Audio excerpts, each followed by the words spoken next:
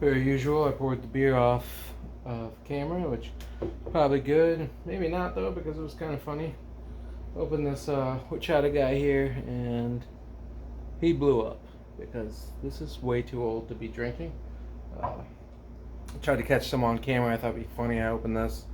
It didn't really blow up. I was hoping to do a video of them actually blowing sky high, which would be hilarious. But I did open this tiki guy here to drink. The s'mores one was a little too gone. That's what happens when you keep beers, especially ones with adjuncts and milk stouts, for years. Because I don't even know how old those damn things are. But down in my cellar. Most of my nice beers, all my nice beers nowadays, go into refrigerators. I have one full beer fridge and another fridge that's supposed to be for food. That beer is starting to take over. I don't drink enough to be in this game. I like a lot of my buddies who drink good beers, so I drink with them. And I go to places with them and buy beers, and then it piles up.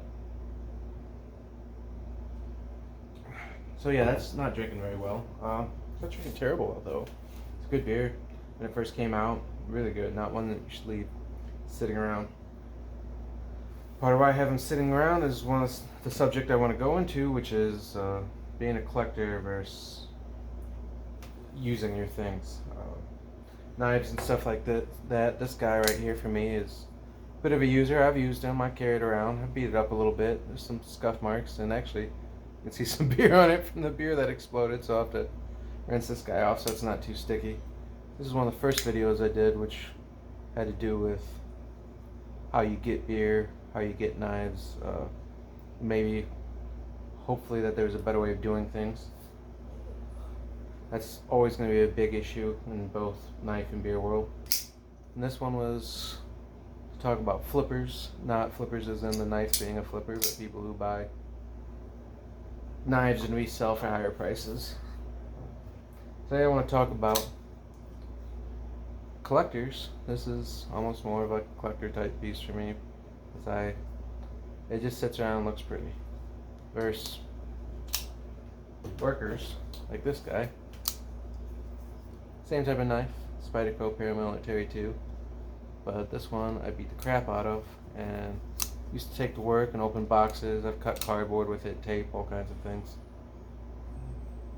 I ground a little Emerson type wave into there because do piecework and we want to work fast. I like taking it out of my pocket and being ready when we can still carry knives at work, and I cut boxes. Now I use a box cutter. It is what it is. I think it's silly that you can't have them at work, but I don't feel like arguing with anybody or getting in trouble, so I just use the box cutter. It's not quite as fast, but I still get my job done. And really, I mean, I think everybody who's used a wave knows that it's not like it really saves that much time. I like it. It's fun. I'm fidgety. It's just another way to open things. So, but, and the whole idea of collecting versus using. Some people don't even realize they're a collector when it comes to the beer world. We all want to try what's new, and sometimes our beer stock gets ahead of us. I know plenty of people who have more beer than me, and I have too much beer to begin with, that have done stuff like put boxes of it in their basement of beers that aren't super nice and try and keep their nicer ones in a fridge or somewhere cooler. Some of these guys like this, I really liked these beers when they came out. I had them on tap. I've drank bottles with other people. They're amazing beers. There was no reason to let them die in my basement. I try and have beer shares a lot, but really, I mean, I got ahead of myself on it. I accidentally became a collector. Knives was another thing. I kind of accidentally became a collector. I bought them to use them. I was always trying to look for the perfect knife, and I read knife review after knife review. And the PM2 was really high on being, like, the reviews on being one of the best knives out there. And I would say, for your money, especially at that time, because these were cheaper then, they are one of the best knives ever made. They are slicey as a knife can get, you know, really thin behind the edge. I don't do all the measurements and get the calipers or whatever, so I don't know exactly what it's like, but I do know that when I use these things, I'm very impressed how slicey they are. And even this one's beat up a little bit. It still just cuts like a dream. As far as beers, Four Hands, they always do a good job. I've had plenty of their beers. I think, yeah, they're out of St. Louis. Big fan of them. Hope they continue to do good and continue to put stuff out. And hopefully when I get their stuff from now on, I drink it when I get it rather than let it sit around and go to hell. This one's not too bad. It's tiki, but the s'mores one was bad enough to dump, and the tiki one is borderline. They're not supposed to sit around. I mean, anybody will tell you that when it comes to adjuncts and stuff like that. If you have certain barrel-aged beers or sours, they can sit for a little bit. And I prefer, if you're going to keep something like that, though, you should all keep it in your fridge. This one came out of the cellar. I just wiped it. It's a little dirty. Reminds me of a joke one of my buddies said about someone keeping beer in their cellar. I'm going to have one of them black mold stouts. It's not a good way to keep them unless you know for sure it keeps a constant temperature. And even then, get a refrigerator. And if you can't keep your beer in a refrigerator, then maybe you have too much beer. But I'm talking to myself a little bit there. One of the big things I wanted to get into with user versus collector is who cares why you want them, alright? Like, someone buys a bunch of beer and they let it sit around and they show it off on social media and stuff and then they don't drink it. It's kind of a waste. It's a waste. And with, people bring up, there's sober people in other countries just playing. But, yeah, it's a bit of a waste of the beer, but it's their money, and they're keeping that business going, and what do you say? I mean, you can complain about it all you want. It's going to be done, and if they didn't spend their money on that, they're going to do it on something else. There's guys who come along and say, I would never waste my money on something like that. You're probably wasting your money somewhere, and if you're not, you're collecting something.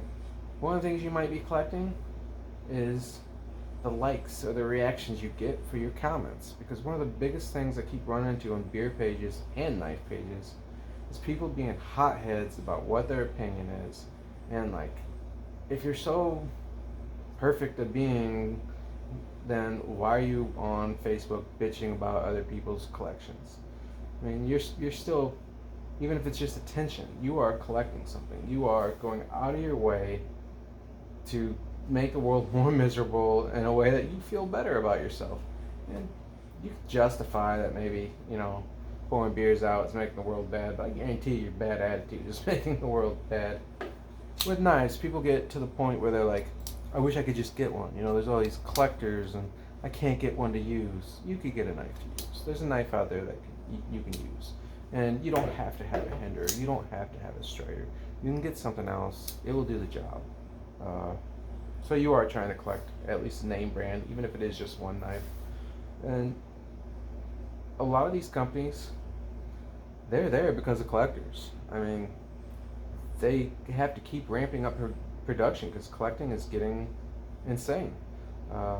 There's lots of people with lots of knives, and every new company that comes along, it's not just that company that gets big. As these other new knife companies start to get big, all those people who are watching that knife company start checking out other knife companies too, because I remember for a while I could pick up a Hinder or a Strider when I wanted. They both started off big and hard to get knives, and then they went through a period where you can get stuff. But as Cognac came along, as I'm trying to think of some of the big ones, Dimco came along and got bigger, as trying to think. There's more. There's all these. I got to get into it more. It's all these new knife companies that come along and get bigger and bigger. Zero Tolerance, for instance. They bring everybody else up with them because of the collectors. I mean, stuff like this Zero Tolerance, got me into Hinder, and getting into Hinders got me into Striders. And the way I found out about Zero Tolerances was when I first started watching Spyderco videos, because Spydercos were the first big knives I bought. Spydercos and Benchmates were the one I went to after Kershaw and Gerber. And then that got me into these other things, which got me into these other things. So that's why it's good to see stuff like collaborating like this, rather than fighting against each other. Because I hear some of the Hinderer guys and Strider guys go at each other. And it's like, oh, come on, man. Like, you're both helping each other by just existing and pushing on the knife agenda. Like, people wanting them. And the more people who want them, the more everything's going to change in the knife world.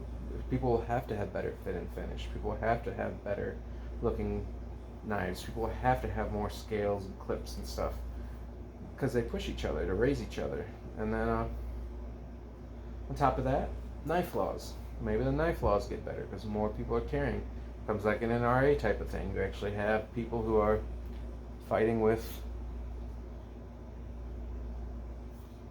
the laws, with the city, with the government, with whatever, that try and get new knife laws established. So I don't know. I think it helps the more people who are into knives, but it's just really weird that there's so many fights once again about that, about, oh, you don't even use your knife. It don't matter, as long as the person's happy with what they have. There's no point in attacking them, making them feel bad for what they like. Same with beer, and I mean, I attack myself on it because it's in my opinion, it's silly that I'd let those beers sit.